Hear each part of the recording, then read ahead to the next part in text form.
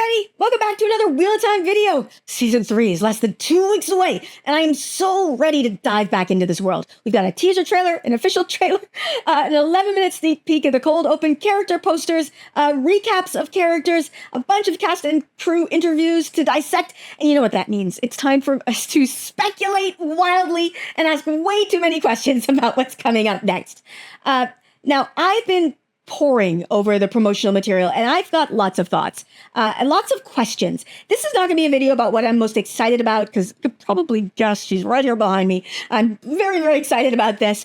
This is questions that I have based on what I'm seeing in the promotional material about the adaptation, like just where they're going to go with it. And yeah, I'm very curious. Anyway, I'll go over this. I'm curious to know, though, what your questions are. Let me know in the comments below. I am going to tell you spoilers in this video. Hard spoilers, I think, for book 5. Hold on.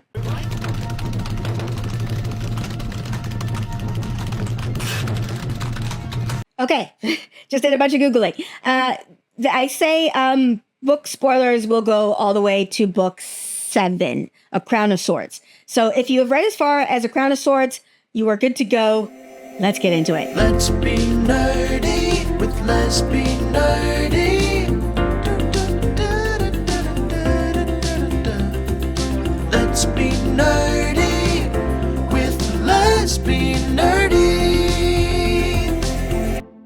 First up, let's talk about the shadowspawn. Now, I've heard rumors that we're getting new shadowspawn this season, and I'm curious as to what that means. What shadowspawn are we getting?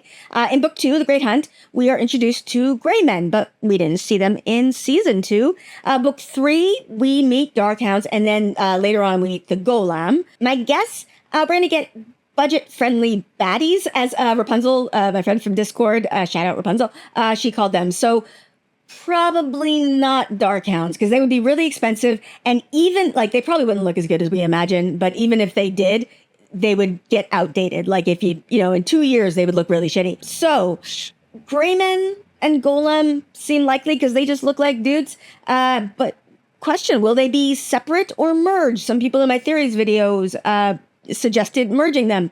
And okay, Greymen is probably the one, because that is the one like that comes at this time in the books, or if they merge them with the Golem. But here's the thing. Greymen are supposed to be so ordinary looking that you literally can't see them. How are they going to find a creative way to visually represent the Greymen's invisibility? I'm really, really curious to see, if the Greymen is what we get, how they handle this, because it's such a unique and creepy concept. Speaking of baddies, the trailers have given us glimpses of Lanfear here. We've also seen glimpses of Egeanin, and one poster even features Shamael. Do you see him there? He's way up there in the corner. Or he's in the back. And wait, didn't we see him die last season? So how's he back? In the books, he's resurrected as Moradin, but I get why the show might not want to recast him. But how will they explain it? Was his death fate, or are they going to go the resurrection route in the books, just in the same body? And are these the only Forsaken that we're going to see this season, or are they hiding more? I'm kind of hoping they're hiding more. I'm keeping my fingers crossed for Asmodean, but we'll see. Now, let's talk about Perrin. In the books, Perrin finds out about the trouble in the Two Rivers while trying to distract Fail and get her to leave him so she won't be in danger. But in the show, as of the beginning of season 3, he hasn't even met Fail yet. So how is he going to learn about what's happening in the Two Rivers? Also, we know Bane and Chiad are joining him. Like, that's them joining him, walking to the Two Rivers. Why? Why are they joining them? In the books, they go specifically because Fail asks them, and then Gaul goes with Perrin. What is it that motivates them to go? Again, is it just the adventure or the fight? Like, I can see them going with him instead of Gaul, but in the books, Gaul goes because he owes Perrin. Like, he has a debt. He has tow to Perrin.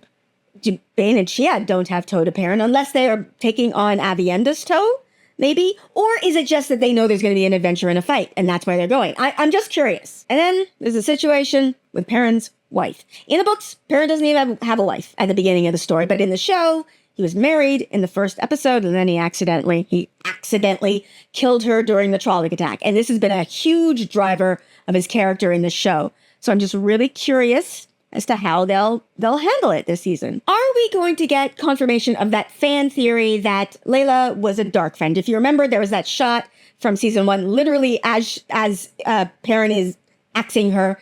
It looks like she's about to hit Perrin with an axe instead of a Trolloc. So was she actually trying to kill him? Are we going to find out? Or is that just a red herring that we invented as a fandom? I don't know, but I need the answers. And speaking of Perrin's wife, Fail, why is she even in the Two Rivers? In the books, she's, head over heels for Perrin, and so she follows him. And then when she gets there, she helps him grieve his family, which definitely could be interesting to see in the show, given Perrin's whole situation. In book 3, it's mentioned, Fael mentions that she suspects that the Horn of Alir might be in the Mountains of Mist because of the stories of Manetheren. Of course, by book 4, she already knows that the horn's been found, but I wonder if that original reasoning, that connection to Manetheren might play a role in her decision to be in the Two Rivers in the show. And how is their relationship going to develop? In the books, they have a history before the Two Rivers, but in the show, Perrin is kind of still grieving his wife. Will Fael be the one to help him move on? Will we see a parallel to that book 3 or book 4 scene where she helps him grieve? Next up, Loial. In the books, Perrin asks Loial to go with him to the Two Rivers because of his knowledge of the ways, like how to open them and navigate them. And, Fael manipulates him into getting him to bring her along too. But in the show, we've seen in both season 1 and season 2, the One Power. We saw Moraine and Lanfear open the ways with the One Power, which is a deviation from the books. So in the show, is Loial's role going to be the same? Are we going to get confirmation that there's another way to open the ways in the show? Because it doesn't look like in these shots that we've seen that Alanna is with him. Like this shot of them walking into the Two Rivers, we get Perrin, Bane and Shiad, and then behind my head is Loial. It doesn't look like Alanna and Maxim are there in this shot, and the shot gets wider and we don't even see them there. So I don't think they have a channeler with them to open it. So is Loial's presence going to be because he knows how to open the ways and we're going to learn about that? Or is there going to be another reason? In the books, Loial's travels in book 2 are mainly with Rand. But in the show, his travels in season 2, I should say, are mainly with Perrin. Is it going to be friendship? Is it going to be his loyalty to his closest friend among our crew? Now let's talk about Alanna. In the books, she's already in the Two Rivers when Perrin arrives, and she's lost one of her warders, which is just background, and we don't really focus on the tragedy that would be for her. But in the show, we see her in the first episode, in that awesome sneak peek, with both of her warders, with Maxim and Ivan. However, in all of the Two Rivers footage, we only ever see Maxim with her. This plus there's a scene from the trailer and the teaser where we see her weeping uncontrollably. There's some behind the scenes information about the actor who played Ivan being recast. And then, of course, we see her in what I'm interpreting as mourning makeup, because we saw this when she was in mourning in season 1. It definitely seems like she has lost a warder. So why is she in the Two Rivers in the show? In the books, she is there with Varen in order to look for channelers, basically. That feels a little weird in the show. If she has just lost a warder, to be like, I just lost a warder, I'm really sad, let's go on a hunt for channelers. That doesn't read correct. So it instead is the reason that she's here. She's in this, what I'm calling the Two Rivers poster. Is she there seeking a fight in order to cope with her loss? Is it connected to her grief about Ivan's death?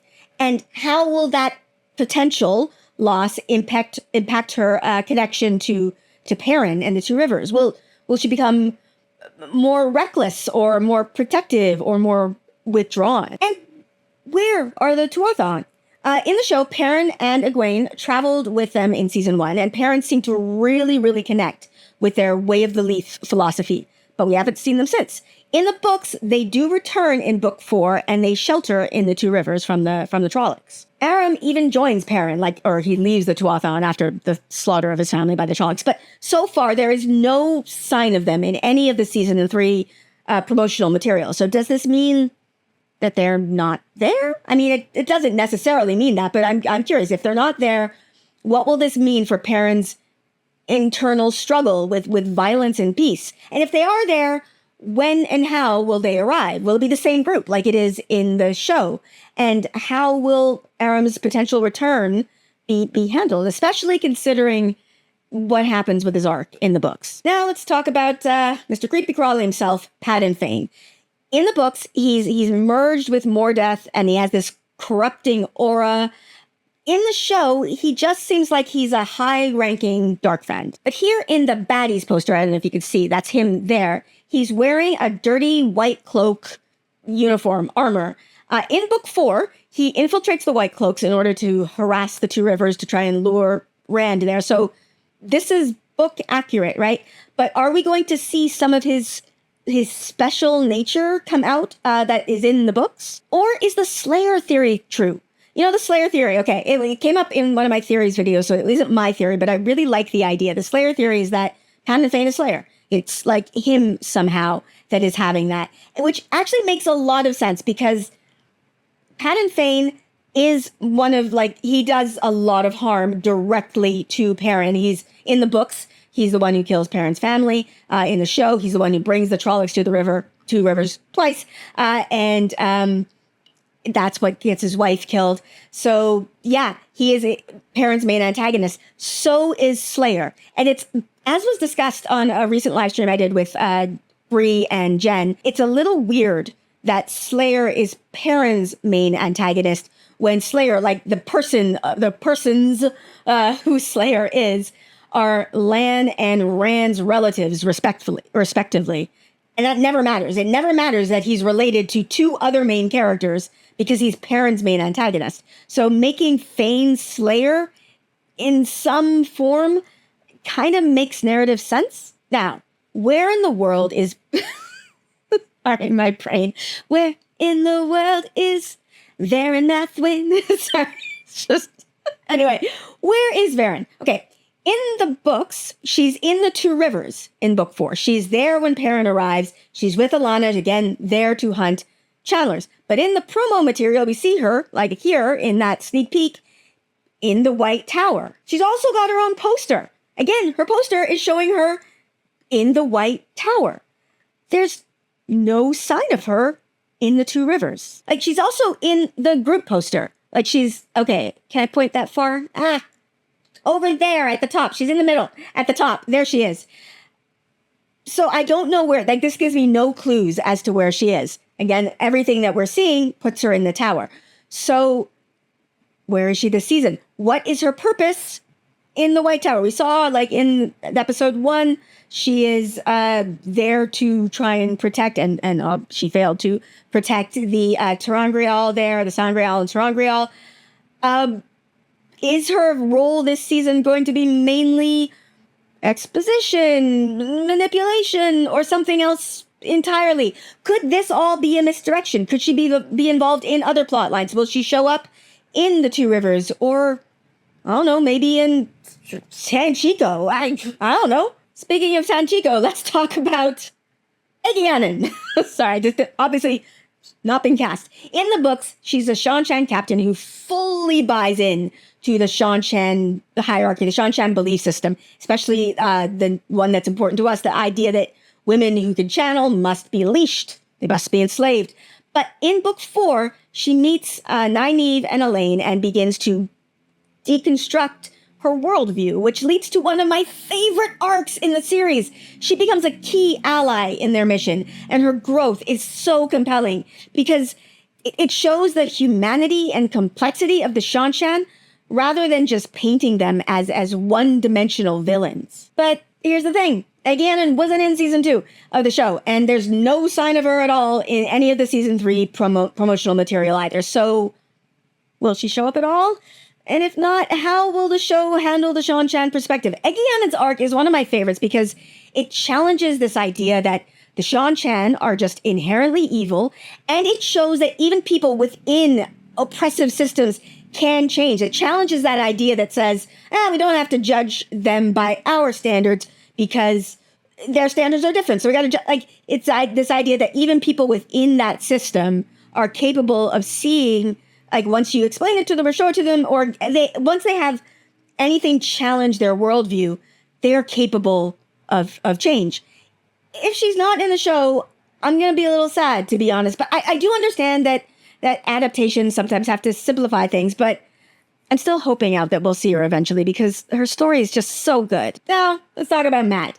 In the books, at the start of book 4, Matt has he's lost a lot of his memories due to the dagger's corruption, and he ends up going through the Redstone doorway, meeting the Fain, and then getting sent to Ruidian. But in the show, things are already diverging, like for his story, quite a bit. We haven't seen any sign of memory loss yet.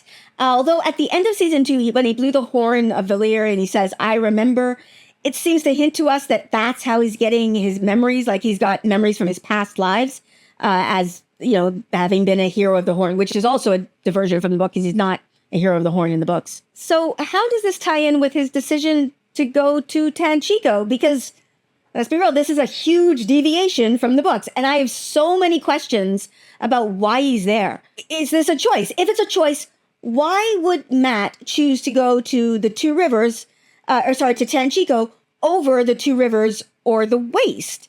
In season 1, he left his friends just as they were about to enter the Waste, which, yes, we know is because the actor left the show, but it's still part of Matt's story now. It's part of his story in the show. And then in season 2, he promises Rand that he'll join him only to back out after Min tells him about a viewing of him killing Rand. So Matt's probably carrying a lot of guilt about abandoning his friends twice. So he's heading to Tanchico with Nynaeve, Elaine, and Min. Why? If this is a choice, why this choice? Why wouldn't he go to the Two Rivers to protect his family? We saw in the very first episode how much he cares for his sisters. So it's interesting that he wouldn't prioritize them. Is it because he feels like he's already failed his friends and he doesn't want to fail them to get them again? Or is there something else drawing him to Tanchico? And again, why Tanchico then over the Waste? I'm just very curious about why he would make this choice, if it's a choice. And if it's not a choice, what's forcing him to go? Is it the Fain? We know that there's a redstone doorway in Tarvalon. We saw it in the sneak peek. Does he go through and get told that he has to go to Tanchico? Or does it just send him out in Tanchico? Or are there Aes Sedai pulling strings? Maybe Min's viewings play a role. Does she convince him to go to Tanchico to avoid, again, some other fate of doing something dastardly? There are so many possibilities, and I'm dying to know which direction the show is going to take. And let's not forget, are we going to see him hanged? Is he going to go through a door and then come out in Ruidian and get hanged there? Or is that just not... I don't know. I want to know. Of course, this naturally leads us to Min. In the books, Min begins book 4 in Tarvalon, where she helps Swan and Lyanna escape after the posing and the stilling. But in the show, she's in Tanchico here with Nynaeve, Elaine, and Matt, which is a huge deviation from the books. So why is she here? Is this because of a viewing? Did she see something that made her realize that she needs to go to Tanchico? And if so, did she share that viewing with Matt, which might explain why he's there too? It's interesting to think about how her abilities might be driving the storyline, especially since her visions have already played such a big role in the show, and especially in driving her motivations. And here's the thing. Min's trajectory in the show is very different from the books. In season 2, she accidentally ended up kind of dark friendy. She ended up tied to Ishamael after trusting Liandrin, who she didn't realize was a dark friend. That's a massive departure from her book arc, and I'm really curious to see how the show is going to handle the fallout from that. Will her connection to Ishamael and Liandrin be exposed this season? And if so, will the others trust her?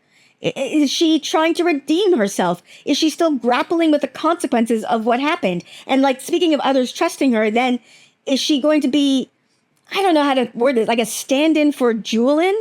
Because remember, Julian was also manipulated by Liandrin and ended up being sent to protect Nynaeve and Elaine in Tanchico, and they didn't trust him when he first showed up. So is that Min? Is Min going to be taking that role there, kind of? And how is this going to impact her relationship with the group, especially with Matt? Because they had such a good relationship. I really liked them together. They had very good friendship chemistry, but just chemistry in general. But where their story went, I found really interesting. And he does seem to be sticking close to her in Tanchico. There's so much potential here for drama and character growth, and I'm really excited to see how it plays out. And let's not forget about Birgitte.